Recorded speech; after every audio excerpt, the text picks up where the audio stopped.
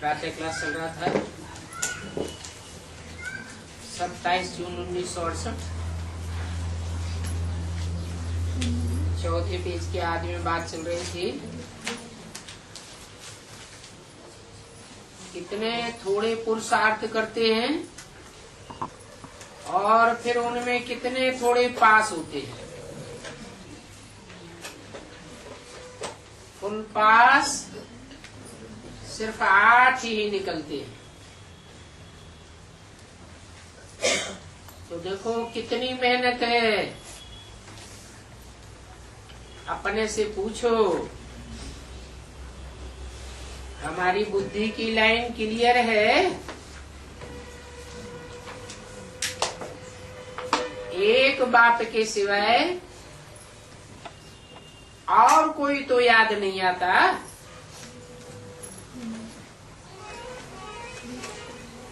परंतु ये अवस्था होगी पिछाड़ी में। क्यों? क्योंकि 63 जन्मों का हिसाब किताब जहाँ जहाँ जिन जिन आत्माओं से जोड़ा हुआ है, इस अंतिम जन्म में वो आत्माएं संकल्पों की रील के रूप में हमसे हिसाब किताब लेने आती है।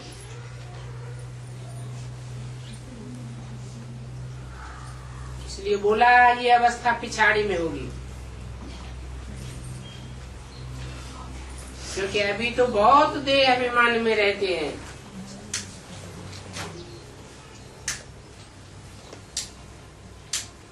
आत्माभिमानी बनने में ही बहुत मेहनत है।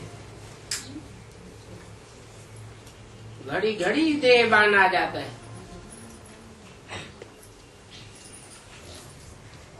अभ्यास पड़ा हुआ है 63 जन्मों का। देह अभिमान में आते रहे और फिर अनेकों के साथ संबंध जुड़ते रहे।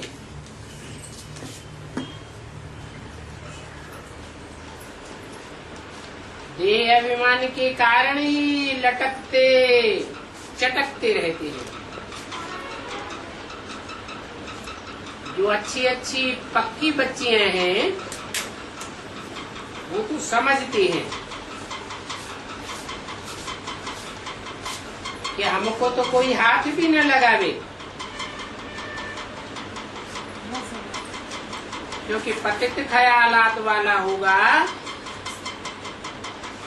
तो उसी ख्याल से हाथ लगावेंगे।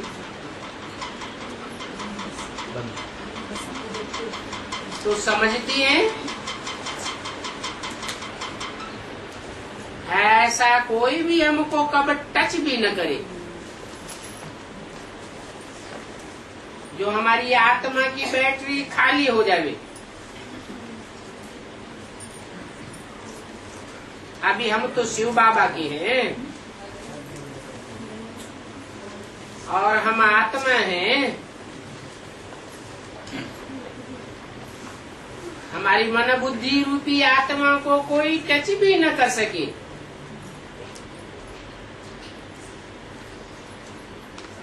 कोई ऐसे बहुत कड़े होते हैं।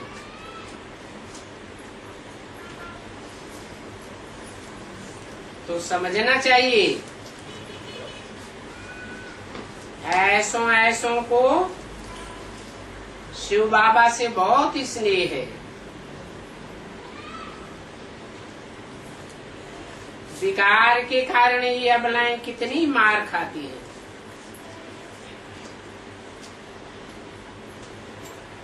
फिर कोई सूपनखा पूतना भी निकल पड़ती है।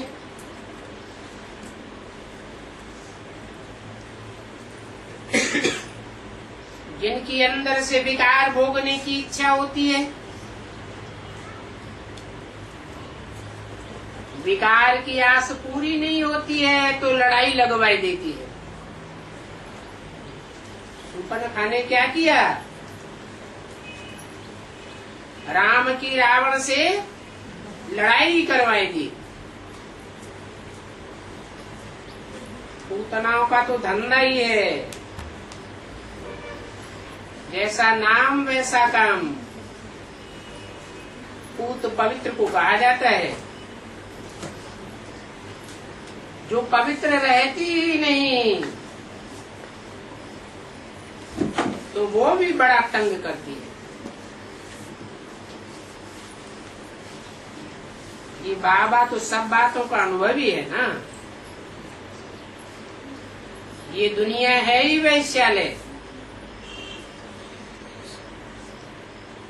अभी बाप तुम बच्चों को शिवालय में ले जाते हैं,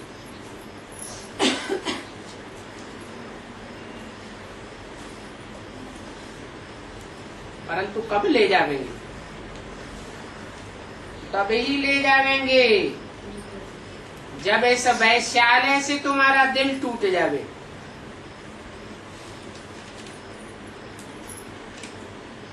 वैराग आ जावे।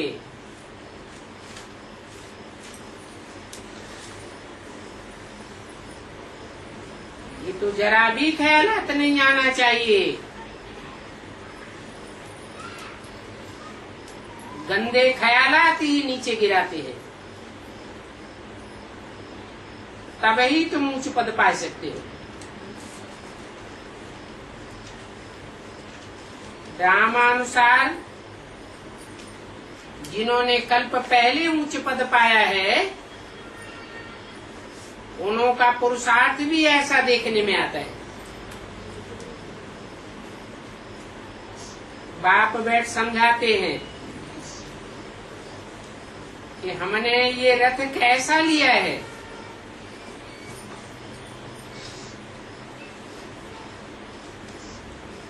इस बात पर पहले तो निश्चय चाहिए। निश्चय हो तो निश्चय करने वालों की चलन बड़ी अच्छी चले। बहुतों को इस बात का निश्चय ही नहीं होता है, तो फिर टूट पड़ते हैं। और टूटते भी ऐसे हैं जैसे कि बेताले हो जाते हैं। बहुत ऐसे भी हैं जो यहाँ बैठे बैठे भी बुद्धि कहीं और जाती रहती है।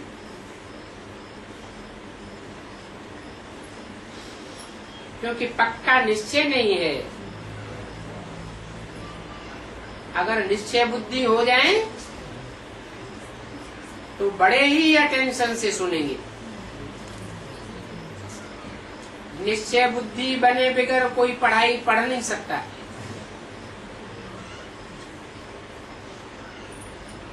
शिव बाबा में निश्चय हो तब बाबा की बोली हुई बातें दिल से लगे। इसमें निश्चय हो। शिव माने ज्योति बिंदु, मेरी बिंदी का ही नाम शिव है। और बाबा साकार को कहा जाता है। साकार और निराकार का मेल शिव बाबा कहा जाता है। तो उसमें निश्चय हो, परंतु निश्चय नंबरवार पुरुषार्थ अनुसार है। फिर कोई कोई बच्चों का तो बहुत लव है, सोचते हैं हम यहाँ ही रह जाए। जब इतने सभी यहाँ रहते हैं, परंतु हम भी क्यों नहीं रहे? परंतु बाबा कहते हैं नहीं, जो यहाँ रहते हैं उनके साथ तुम रीस क्यों करते हो?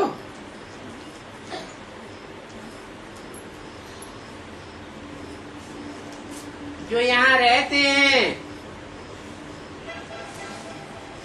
उनका हिसाब किताब ऐसा है। जो लौकिक बंधनों से निवृत्त हो गए, कोई तो सहज सहज निवृत्त हो जाते हैं, कोई फिर आने के बाद भी बाहर की दुनिया में बुद्धि लटकी रहती है। तो बाप कहते हैं सबको यहाँ नहीं रहना, अनेक प्रकार के ऐसे ऐसे आते हैं। कोई तो ऐसे भी समझते हैं, देखें यहाँ किसकी किसकी खातिरी होती है।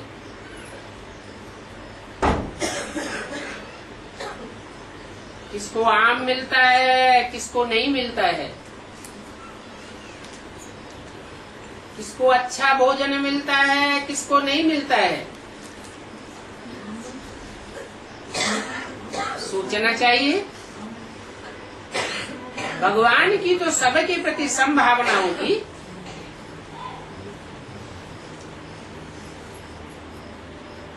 परंतु फिर संशय आ जाता है।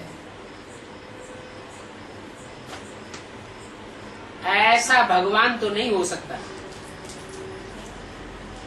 ऐसे बहुत हैं जो संशय बुद्धि होकर के चले जाते, फिर ऐसे भी हैं 2-3 वर्ष में फिर आ जाते हैं, फिर पुरुषार्थ करने लग पड़ते हैं, फिर वह पुरानी बातें भूल जाते हैं। बाप तो जानते हैं जिनकी तकदीर में होगा वो तो अवश्य ही आवेंगे। तब कहते हैं बनी बनाई बन रही अब कछु बननी ना है। 63 जन्मों में जिन्होंने अच्छे अच्छे कर्म किए हैं वो तो जरूर आवेंगे। बाकी अवस्थाएं तो नीचे ऊपर होती ही रहती हैं, इसमें कोई नई बात नहीं है। कल पहले भी ऐसे हुआ होगा और फिर भी ऐसे ही होगा। बाप ने समझाया है, मैंने इनके बहुत जन्मों के अंत में और अंत के भी जन्म के अंत में प्रवेश किया है।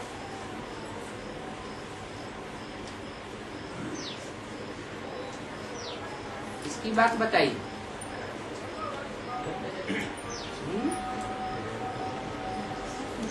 मैंने इनके, इसके नहीं बोला। एक दादा लेकर आज ब्रह्मा की बात नहीं बोली।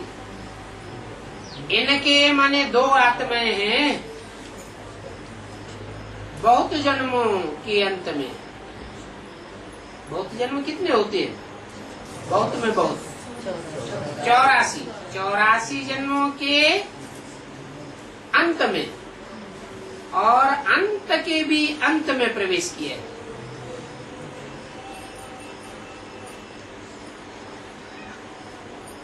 चौरासी जन्म लेने के बाद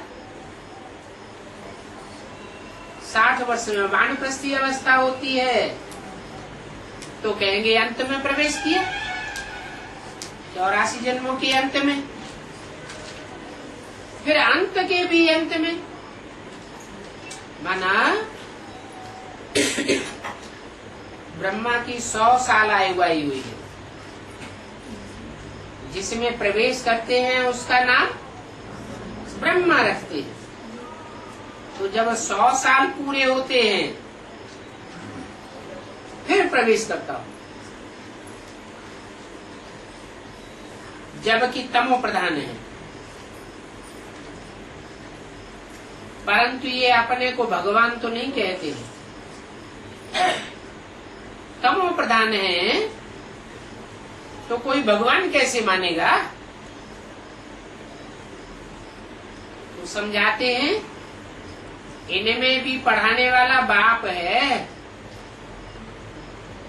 इसलिए इसको ईश्वरीय पढ़ाई कहा जाता है।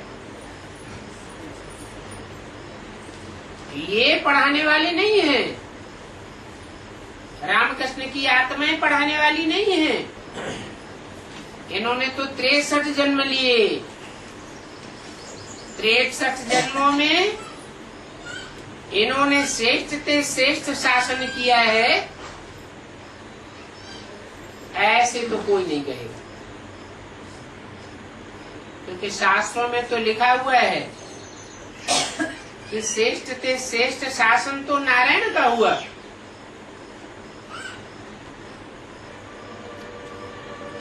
नर जो नारायण बनता है वो बनता ही तब है जब उसमें बाप प्रवेश करते हैं।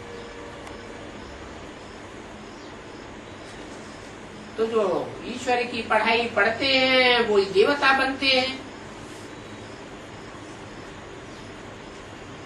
ईश्वर ही श्रेष्ठ से श्रेष्ठ शासन करने वाला है। वो कोई प्रकार का दंड विधान नहीं करता है, बड़े प्यार से आकर के समझाते हैं। जो नहीं समझते हैं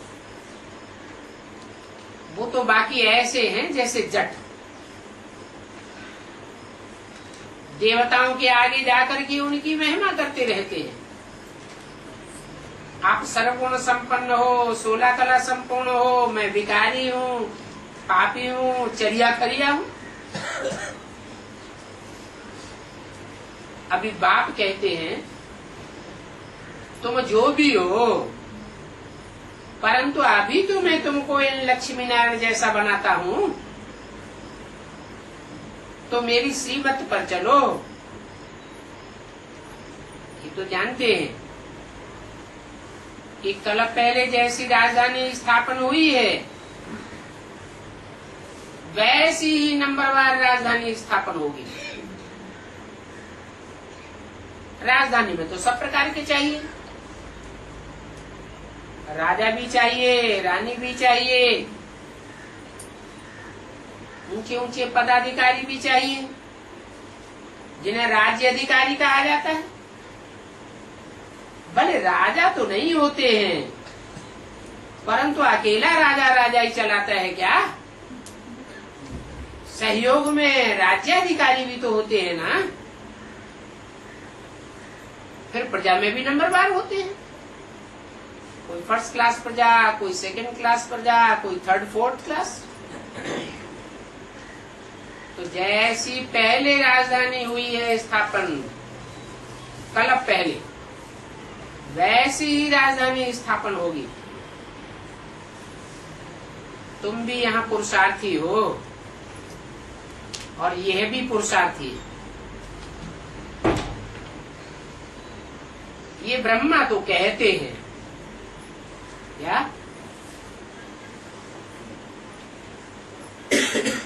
तुम में और इस ब्रह्मा में क्या अंतर है?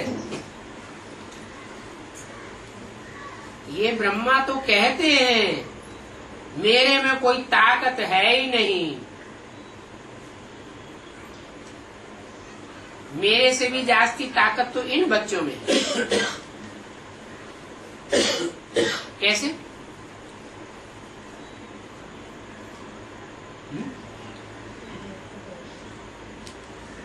ब्रह्मा से भी जास्ती ताकत बच्चों में है, ऐसे कैसे कहते हैं? क्या प्रूफ है? क्योंकि ब्रह्मा तो पहले ही शरीर छोड़ देते हैं। स्थापना का भी काम पूरा नहीं हुआ, पालना का भी नहीं हुआ और विनाश का भी काम पूरा नहीं हुआ। फिर पूरा कौन करते हैं? है? जरूर तुम बच्चों में से ही कोई हैं जो स्थापना और पालना और विनाश का कार्य पूरा करते हैं। तो तुम सभी बच्चों को ज्ञान दिया है और इन बच्चों ने ही दिया। फिर उनको जिसने दिया उनसे सभी मिलने आते हो। मैं तो कोई से मिलता भी नहीं हूं,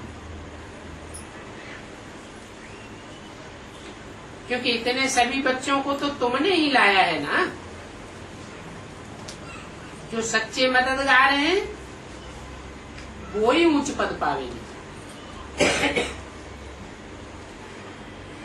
तो बताए देते हैं कि सदगुरु कोई मनुष्य को नहीं कहा जाता है।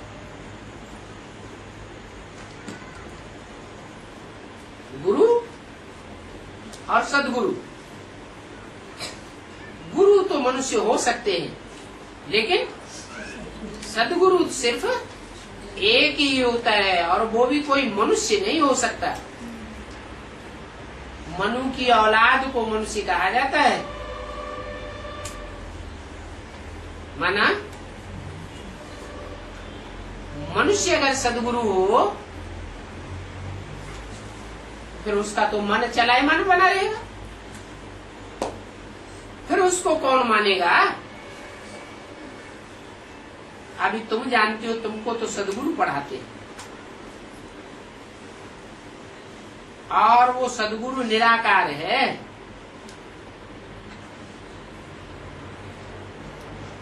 जो तुमको पढ़ाते हैं उनका अंतिम रूप क्या है? सदगुरु निराकार।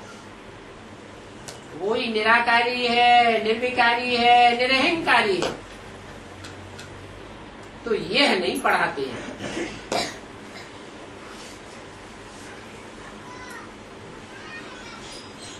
न पढ़ाते हैं,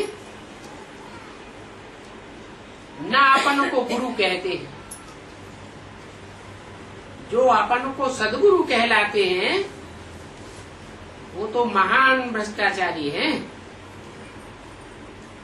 कह देते हैं कुत्ते बिल्ले सब में ईश्वर है।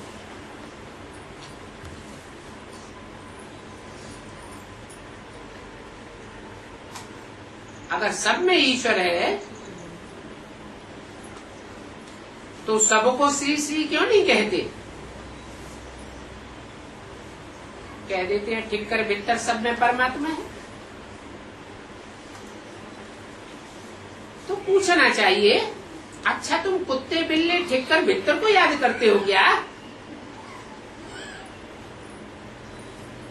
अब बात तो ऐसी ही है।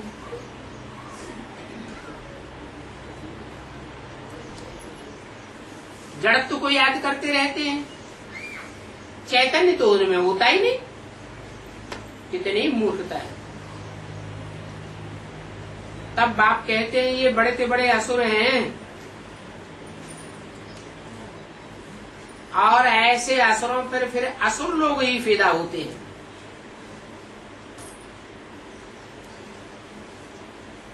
फिदा होते हैं तो फिर उनकी सत्या ही नाश हो जाती है। अभी बाप तुमको बताते हैं कि मामे कब याद करो। अगर ऐसा ही करेंगे तो तुम्हारे सब पाप भस्म हो जाएंगे। और इसको सहज याद कहा जाता है। इसको है सहज याद कब? अगर एक को याद करेंगे तो सहज याद हो जाएगी, और व्यभिचारी याद करेंगे, अनेकों को याद करेंगे तो याद भी कैसी हो जाएगी? कठिन हो जाएगी। महर्षि कहते हैं शराब पियो, प्याज खाओ, कुछ भी करो। अब बताओ, ऐसे खान पान वाले लोग इस ईश्वरीय ज्ञान में चल कैसे सकेंगे? ऐसे ऐसे फिर अंत में सभी फेल हो जाएंगे। कौन? जो औरों के संग दोष में आते रहते हैं और अन्न दोष में आते रहते हैं।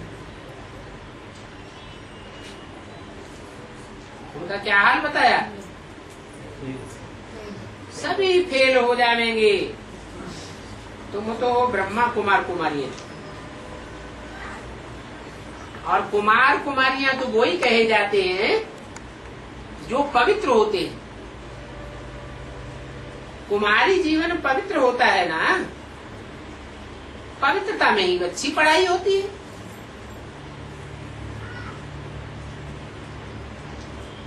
जो अपवित्र होते रहते हैं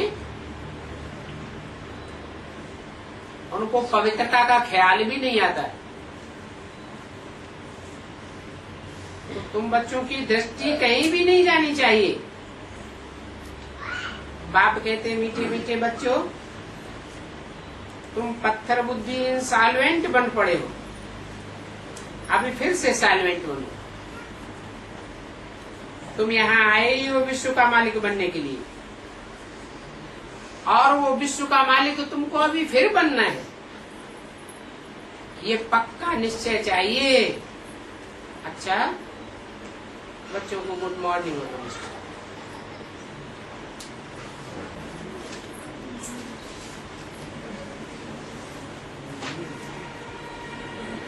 अगला रात्रि क्लास है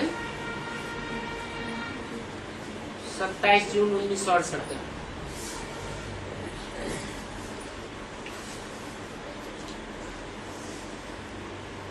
आबू की प्रदर्शनी पूरी हुई।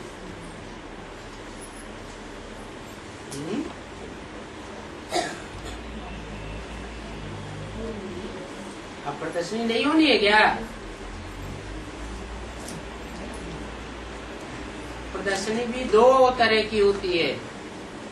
एक होती है जड़ चित्रों की प्रदर्शनी और एक होती है चैतन्य चित्रों की प्रदर्शनी। तो कौन सी प्रदर्शनी पूरी हुई? अब जड़ चित्रों की प्रदर्शनी तो बहुत हो गई, अभी वो पूरी होती है। बच्चों ने बहुत दिल व जान सिक व प्रेम से सेवा की है।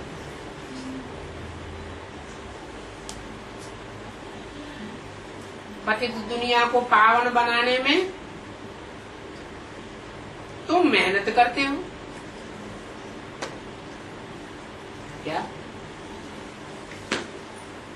ज्यादा मेहनत किसमें है?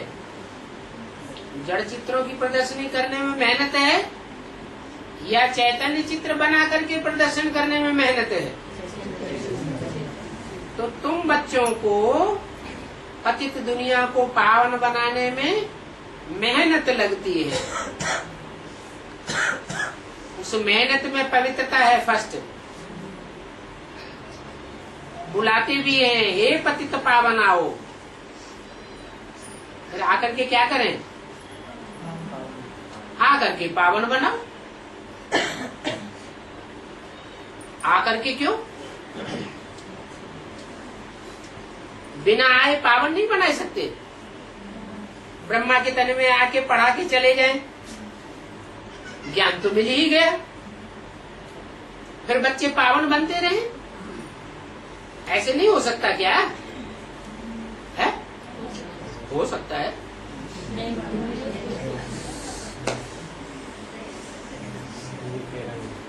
दोनों बातें चाहिए, शुद्ध अन्न भी चाहिए और पवित्र संग भी चाहिए। अन्न भी दो प्रकार का होता है, एक पेट का अन्न और दूसरा संकल्पों का भोजन, वाइब्रेशन का भोजन। तो तुमने ही बुलाया है, पतित पावन आओ। जैसे भक्ति मार्ग में वो कुंभ का मेला होता है, वो कुंभ का मेला तो आर्टिफिशियल होता है। क्यों क्यों आर्टिफिशियल बताया? इलाहाबाद में कुंभ का मेला होता है, वो आर्टिफिशियल क्यों है? क्योंकि वहां जड़ नदियां जाकर के मिलती हैं। जड़ नदियों में तो जड़ जल होता है। जड़ जल से शरीर पवित्र बनेगा या आत्मा पवित्र बनेगी? तो वो तो आर्टिफिशियल मेला है, उसमें कोई पवित्र नहीं बनते हैं। ये तो कुंभ का मेला सच्चा यहाँ होता है, जहाँ वास्तव में संसार के सामने दिव्य जन्म गंगा, यमुना, सरस्वती, चैतन्य नदियां प्रत्यक्ष होती हैं। तो तुम बच्चों को तो सच सच पावन बनना है। क्या नदियों के बीच में क्यों ला दिया है?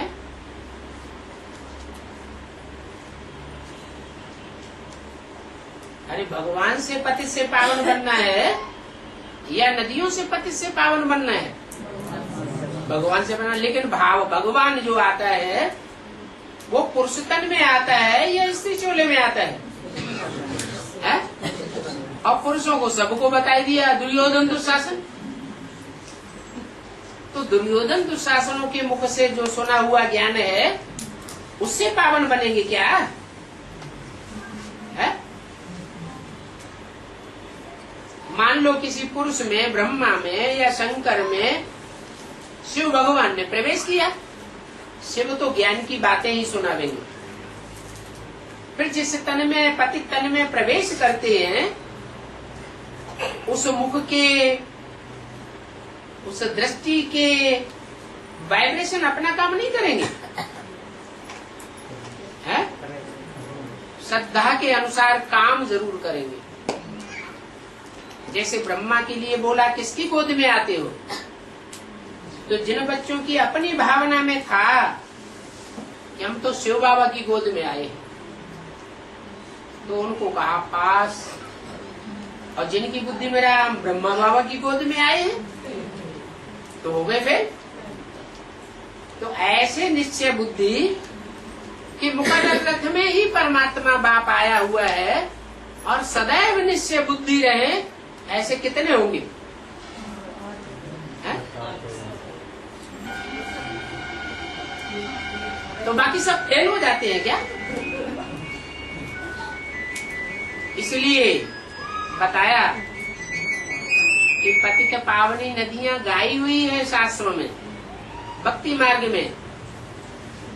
बाबा भी कहते हैं कन्याओं माताओं के मुख से ज्ञान अच्छा लगता है।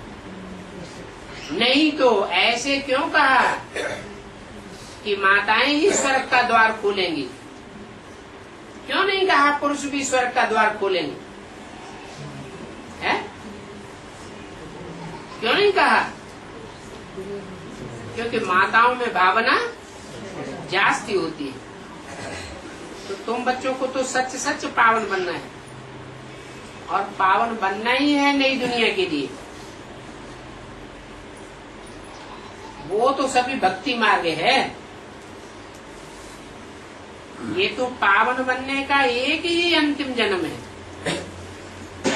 भक्ति मार्ग तो 63 जन्म चलता चला आया, पावन तो कोई बना नहीं। ये दुनिया ही मृत्यु लोक है।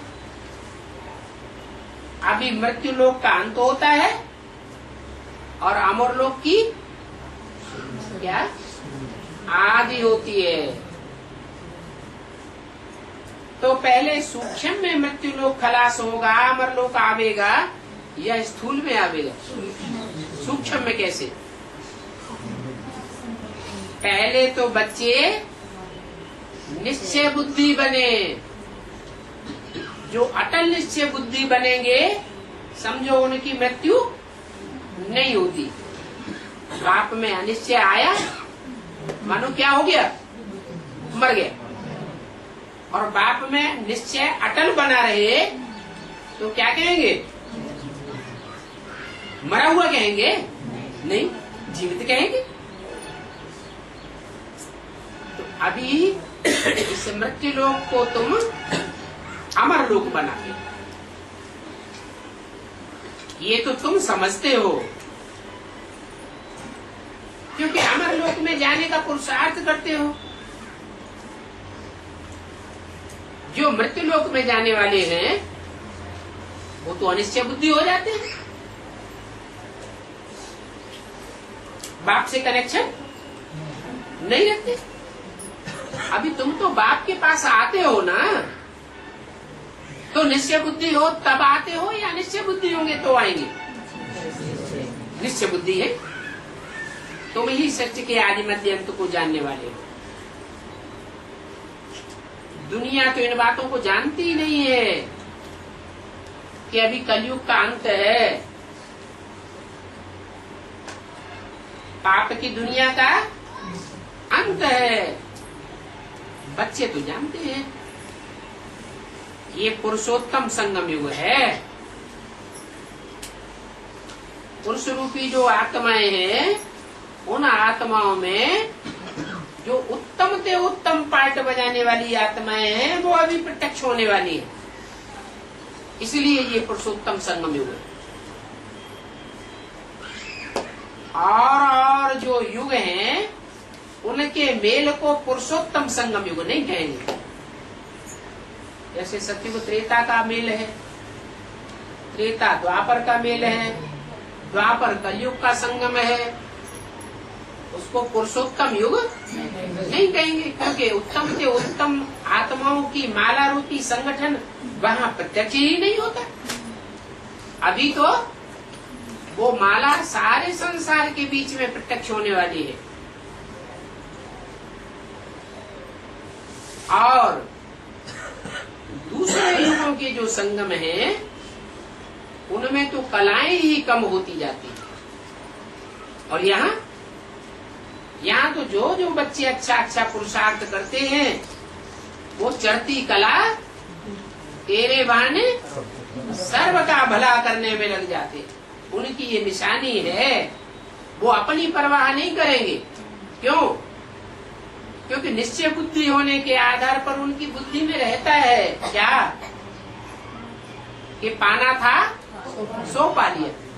हमारी आत्मा का तो कल्याण हो ही गया, हमको तो पक्का भगवान मिल ही गया।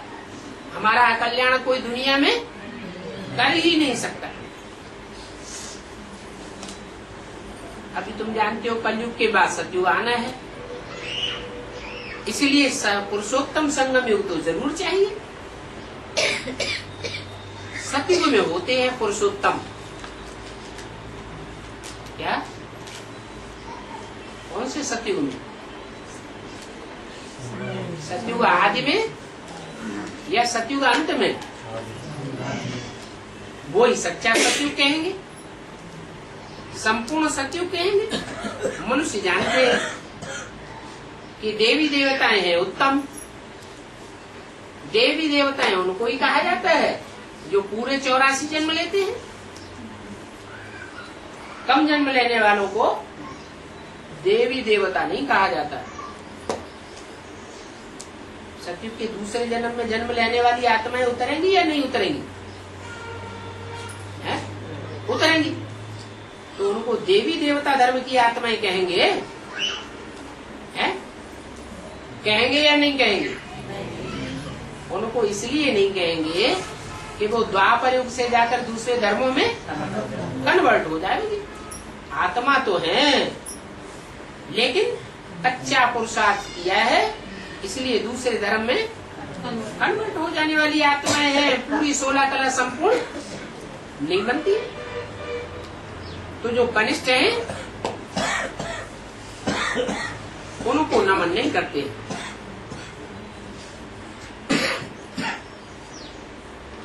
अभी तुम बच्चों को पक्का निश्चय है, हम मनुष्य से देवता बनने के लिए यहाँ आते हैं। क्या? ये किसको निश्चय है? तुम बच्चों को, उन बच्चों को नहीं है। इसके लिए नहीं कहा, इसके फॉलोअर्स के लिए भी नहीं कहा। क्या? कि मनुष्य से देवता बनने के लिए आते। क्यों? क्योंकि यह ब्रह्मा और इसके फॉलोअर्स जो होंगे, वो इस जन्म में मनुष्य से देवता बनेंगे ही नहीं। जब ये ही नहीं बनेंगे, तो जो सन्मुख आते ही नहीं है, वो कैसे बन जाएंगे? मनुष्य दैवी गुणों वाला बनते हैं, तब ही तो देवता कहे जाते हैं। अच्छे गुणों वाले मनुष्य होते हैं तो कहते हैं ये तो जैसे देवता है। परंतु वो भक्ति मार्ग में तो कहना कहना हो जाता है अल्पकाल के लिए। तुम तो 21 जन्मों के लिए बेहद के बाप से सुख का वर्षा पाते हो। उस वर्षे का नाम ही है स्वर्ग। क्या नाम क्यों है सब स्वर्ग है? नाम किस आधार पर पड़ता है? क्या काम किया है जो स्वर्ग हुआ नाम? वहाँ सबकी स्व की स्थिति कैसी रहती है? आत्मिक स्थिति रहती है, इसलिए कहा जाता है स्वर्ग। ग माने गया, कहाँ गया? आत्मिक स्थिति में गया। कितने जन्मों के लिए? 21 जन्मों के लिए आत्मिक स्थिति पक्की हो जाती है। उसको कहते हैं हेवन। क्या भिन्न करने वाले हैं, हारने वाले वहाँ कोई माया से हार खाता है क्या? वहाँ माया होती ही नहीं। भारत को सचखंड भी कहते हैं और भारत को झूठखंड भी कहते हैं। बाप आते हैं बच्चों को मीठा मीठा बनाने के लिए, सचखंड में भेज देते हैं। घड़ी घड़ी कहते हैं मीठे मीठे बच्चे। मीठे मीठे करते करते मीठे देवता बन जाते हैं। इस समय तुम बच्चे जानते हो हम ईश्वरीय परिवार में, और कोई जन्म में ईश्वरीय परिवार में नहीं होते हैं। या तो आसुरी परिवार में होते हैं या तो दैवी परिवार में होते हैं। जब ईश्वरीय परिवार में हो तो असुर नहीं कहेंगे, क्योंकि तुमको निश्चय है हम ईश्वरीय परिवार के हैं, हमको ईश्वर से वर्षा मिलता है, इसमें घाटे व संशय की कोई बात नहीं है। क्यों? क्योंकि ईश्वर तो दाता ही दाता है, लेने वाला नहीं है।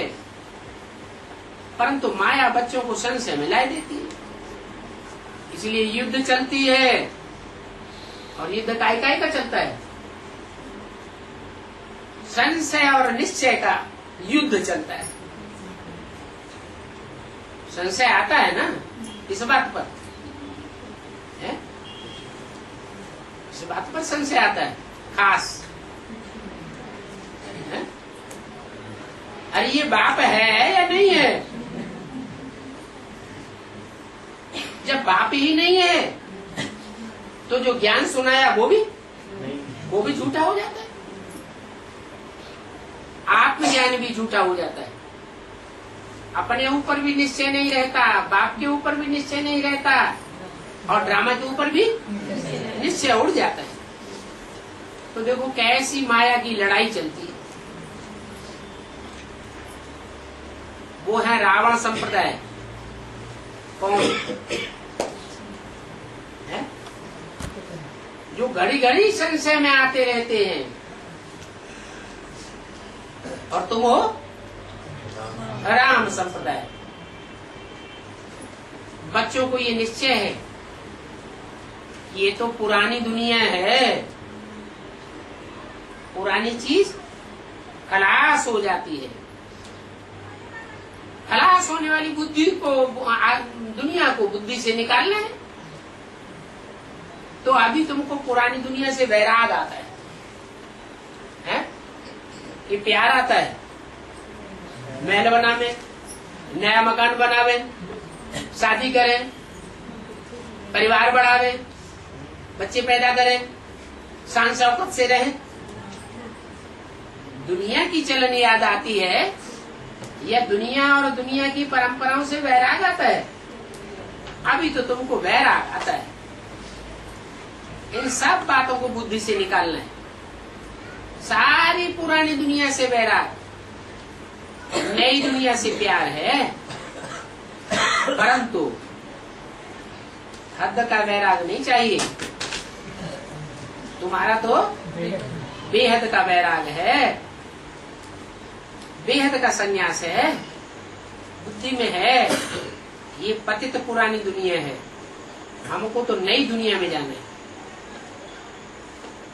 रहते तो इसी पुरानी दुनिया में हो, तुम कोई जंगल में नहीं चले जाते हो, परंतु बुद्धि से इस पुरानी दुनिया से उपराम रहते हो।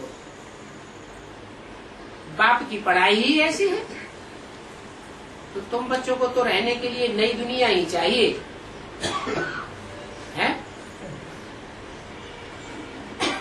नई दुनिया कैसे कैसे हम करें, क्या पुरुषार्थ करें जो 24 घंटे नई दुनिया में ही रहे,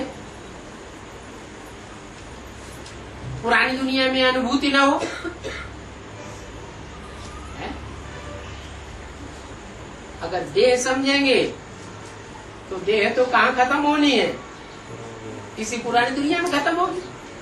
देह समझेंगे तो जरूर पुरानी दुनिया में ही रहेंगे, और अपन को आत्मा समझेंगे तो नई दुनिया का अनुभव करेंगे। नई दुनिया की प्लानिंग का बुद्धि में खाका खिंचता रहेगा, ज्ञान की बातें बुद्धि में चलती रहेंगी, ईश्वरीय सेवा की बातें बुद्धि में चलती रहेंगी। सदैव तुम्हारी बुद्धि नई दुनिया में बनी रहेगी।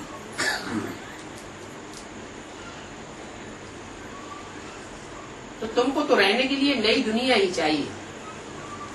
तुमको माने किसको है? देहधारियों को या आत्माभिमानियों को? आत्माभिमानी जो है उनको तो नई दुनिया ही चाहिए। इस पुरानी दुनिया का तो फिर विनाश होना है। देवता धर्म पुरानी दुनिया में नहीं होता है।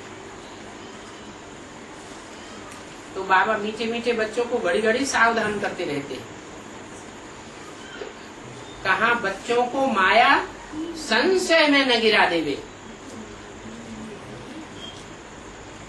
बाप एक ही बात कहते हैं, मीठे बच्चों, बेहद के बाप को तुम दुख में याद करते हो। कहाँ याद आता है? दुख की दुनिया में याद आता है। सत्युग त्रेता में तुम याद करते ही नहीं। कहते हो हे भगवान, हाय राम, हे राम रहम करो। कहाँ कहते हो? दुख की दुनिया में कहते हो, सभी कहते हो। देखते भी हो, जहाँ जाओ वहाँ हंगामे भी हंगामा, मौत ही मौत, लड़ाई झगड़े ही लड़ाई झगड़े होते रहते हैं। तो जब इस दुनिया में मौत का बाजार खुलेगा, चारों ओर मौत ही मौत मंडराए रही होगी। जैसे पुराने कवियों ने लिखा है, उत्तर दक्षिण पूरब पश्चिम 14 काल फिरे, कहाँ जाएं है? कहाँ सर छुपाने जाएं? ऐसी हालात हो जाएगी तो फिर तुम बच्चे जरूर जोर से याद करने लग पड़ेंगे। क्या संसार ने जब ठुकराया तब द्वार तुम्हारे आया। बच्चे समझ भी जाते हैं कि अभी विनाश होता है। इस विनाश के टाइम पर जरूर कोई स्थापना करने वाला भी है, जो नई दुनिया बनाए रहा है। क्यों? पहले स्थापना फिर विनाश होता है। तो ये त्रिमूर्ति का चित्र क्लियर है। क्या क्लियर है? क्या क्लैरिफिकेशन दिया जाता है? पहले ब्रह्मा द्वारा स्थापना। तो ब्रह्मा ने तो शरीर छोड़ दिया, कहाँ हुई स्थापना? है? बल शरीर छोड़ दिया है, तो भी वो आत्मा कोई परमधाम थोड़ी चली जाती है? परमधाम नहीं जाती है। तारीफ तो यही है क्या कि बल शरीर छूट जाए, देहम वा पातयामी कार्यम वा साधयामी। शरीर भल छूट जाए लेकिन आत्मा को पक्का हो जाता है हम इस दुनिया को छोड़ के तब जाएंगे जब काम पूरा करके जाएंगे। तो कोई न कोई माता के तन में प्रवेश करके स्वर्ग का गेट खोल करके जाते हैं। तो तुम्हारा त्रिमूर्ति का चित्र तो क्लियर है। पहले ब्रह्मा द्वारा स्थापना, फिर शंकर द्वारा विनाश, फिर विष्णु द्वारा पालना। ब्रह्मा के द्वारा नई दुनिया की स्थापना होती है। यह बात तुम सच्चे ब्राह्मण ही समझा सकते हो, झूठे ब्राह्मण नहीं समझा सकेंगे। क्या क्या कि ब्रह्मा द्वारा नई दुनिया की स्थापना क्यों नहीं समझा सकेंगे? वो तो शरीर छोड़ गए, तो वो समझाए ही नहीं सकते। नई दुनिया पवित्र होती है या अपवित्र होती है? पवित्र होती है। दाढ़ी मूछ वाला पवित्र होता है या अपवित्र होता है? तो अपवित्र होता है। ब्रह्मा की कहीं पूजा होती है, मंदिर बनते हैं, मूर्तियां बनती है क्या? नहीं, ब्रह्मा की मूर्तियां भले नहीं बनती हैं, लेकिन ब्रह्मा का अपर दूसरा नाम है जगदम्बा। ब्रह्मा कहो, जगदम्बा कहो, अर्थ एक ही है। सारे जगत की अम्बा, बड़े से बड़ी अम्बा, और ब्रह्मा ने बड़ी अम्बा। तो सच सच जो प्रैक्टिकल है, व्यवहार में जगदम्बा कही जाती है, उसके द्वारा नई दुनिया का गेट खुलता है। तुम बच्चों को इन बातों का नशा रहता है।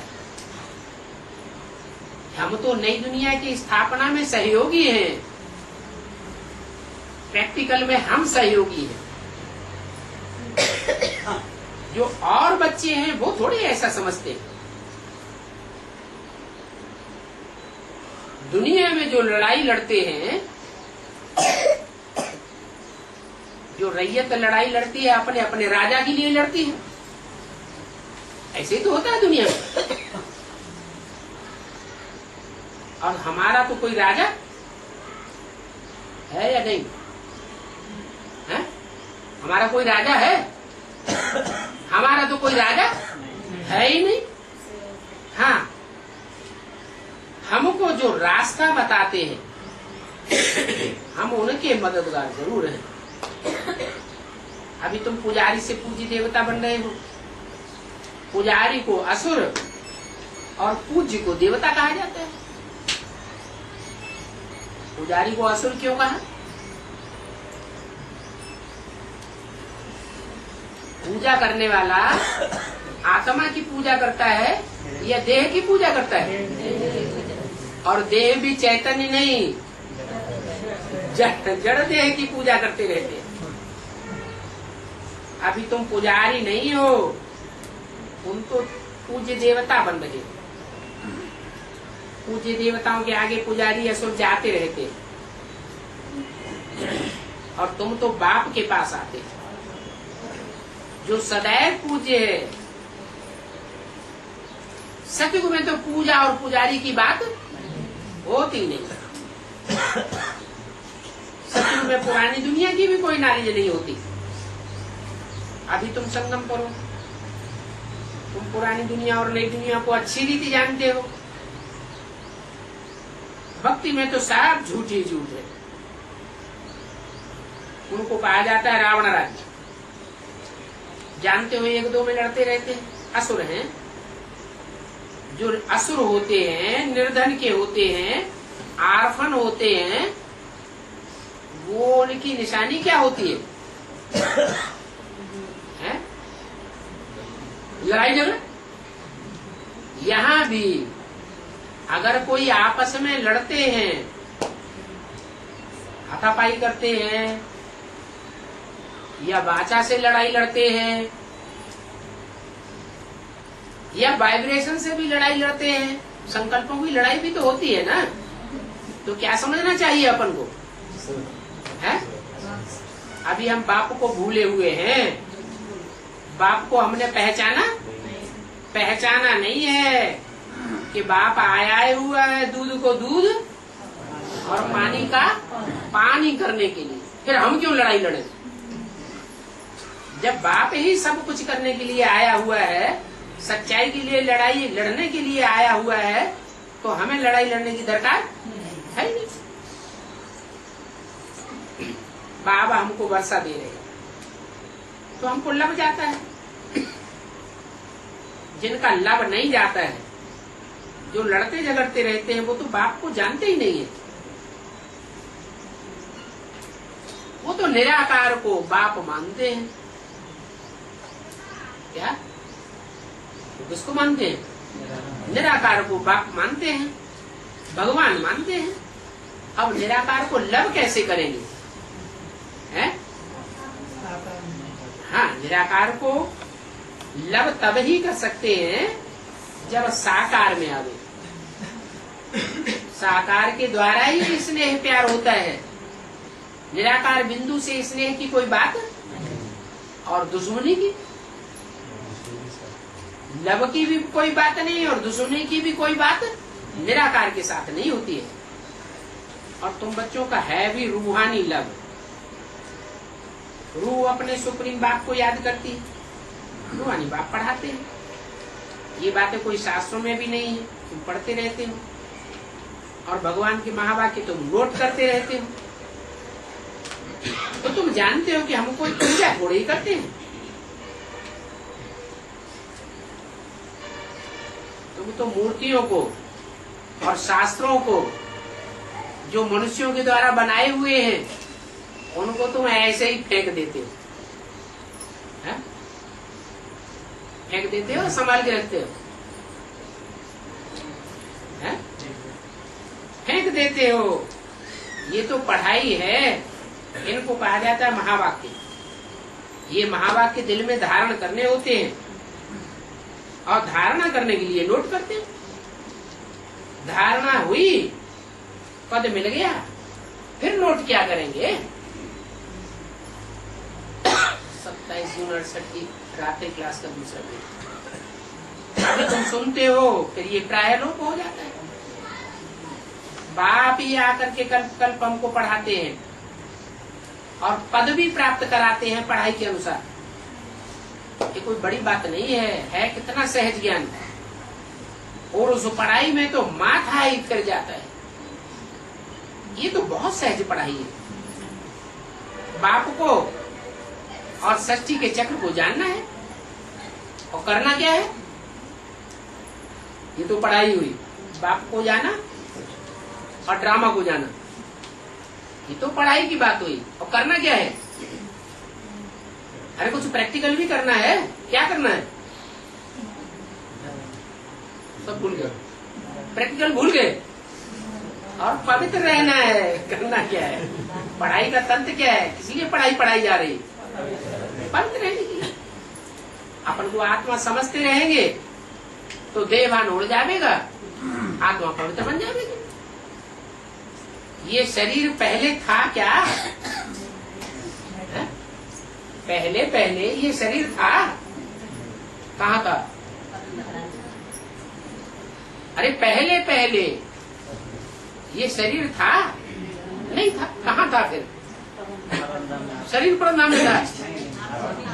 आत्मा परम धाम में थी। परम धाम से जब इस सृष्टि पर आई, तब 5 तत्वों का चोला धारण किया। फिर इस मानवे में ये शरीर तुमने बाद में लिया है। तो ये बेहद का मांडवा तुम्हारी स्टेज है। आत्मा पार्टधारी है और ये शरीर रूपी दुम्ब क्या है? चोला है। इस मानवे में ये सूरज चांद बत्तियां आदि हैं। उनको तुम अभी तक कहते थे सूर्य देवता। क्या? जड़ बत्तियों को तुम क्या कहते थे? जड़ देवता। परंतु वो जड़ बत्तियां कोई देवता है क्या? चंद्र देवता? अरे वो तो जड़ बत्तियां हैं, उनको देवता कैसे कहेंगे? क्या देते हैं वो? है? ज्ञान देते हैं क्या? नहीं। बाकी ये तो रोशनी देने वाले हैं। भक्ति मार्ग में उनको पूजते भी हैं, ये है ज्ञान सूर्य। वो फिर उस सूर्य को पूजते हैं, जल आदि देते हैं। ये सभी बेहद की समझ, बेहद की बातें हैं। भक्ति मार्ग में बेसमझी ही बेसमझी है। सोचना चाहिए इतनी बरसात कैसे पड़ती है? इतनी बरसात पड़ती है, वो बरसात बरसाने वाला कौन है? अरे सूर्य तपता है, जल गर्म होता है, भाप बन के उड़ता है तो बरसात होती है। वो है जड़ सूर्य और ये है ज्ञान सूर्य। ये ज्ञान सूर्य जितना जितना तपत देता रहेगा ज्ञान की, उतना उतना मनन चिंतन मंथन बढ़ता रहेगा। तो देखो भक्ति मार्ग में क्या क्या करते हैं और तुम अभी क्या करते हो। यहाँ भी हनुमान का एक मंदिर है। एक दिन एक्सीडेंट हो गया, कोई ने बोल दिया यहाँ एक्सीडेंट हो गया है, यहाँ हनुमान का मंदिर बनाओ। नहीं तो ऐसे ही एक्सीडेंट आदि होते रहेंगे। बस फिर क्या था, आनंद आनंद मंदिर बन गए। आस्ते आस्ते बढ़ते बढ़ते अभी कितने हनुमान के मंदिर बन गए। भक्ति मार्ग का देखो कितना प्रभाव है। सुनी सुनाई बातों पर भारतवासी क्या क्या करते रहते हैं। बहुत बड़ा झाड़ है। तुम्हारा तो ज्ञान का बीज कितना छोटा है। अभी सारे भारत पर राहु की दशा है। बाप आकर के भारत को बृहस्पति की दशा में ले जाते हैं।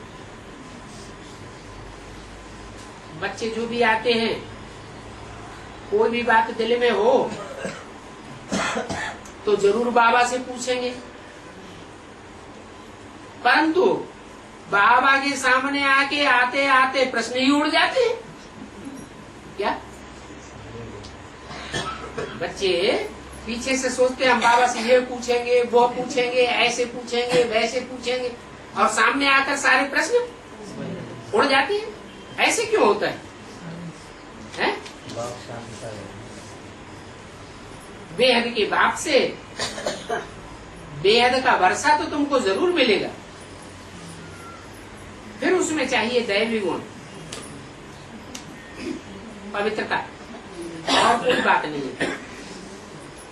तुम्हारी अहम ऑब्जेक्ट ये है, दैवी गुण तो जरूर चाहिए, उससे तुम्हारा ही फायदा होगा। दैवी गुण धारण नहीं करेंगे तो पदवी ऊंचा नहीं पावेंगे। बाप आते ही पुरुषार्थ कराने के लिए, पढ़ाने के लिए, तो पुरुषार्थ करना चाहिए ना, धागा क्यों डालना चाहिए। बाबा ने समझाया है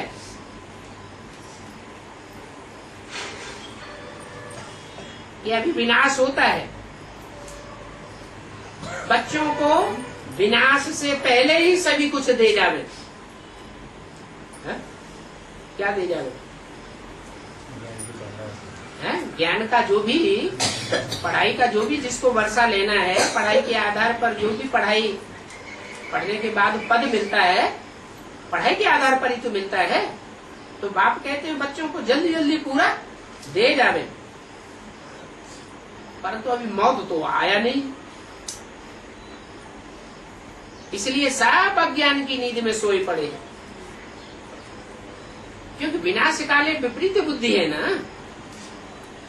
तुम्हारी तो बाप से प्रीति बुद्धि है,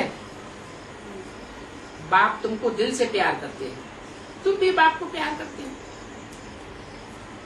इस समय कमाई करते रहो, जब लड़ाई का टाइम होगा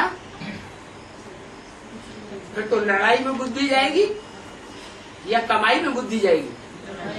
लड़ाई में बुद्धि चली जाएगी। अभी तो 21 जन्म की कमाई है, गफलत मत करो। ब्राह्मणों का संग तारे और शूद्रों का संग बोड़े। शूद्र उनको कहा जाता है जो कुसंग करते रहते हैं। ब्राह्मण किसको कहा जाता है? सत्य एक है, जो एक का संग करे सो ब्राह्मण, जो अनेकों का संग करे सो शूद्र। बाकी टाइम थोड़ा बचा हुआ है। अच्छा, बच्चों को गुड नाइट और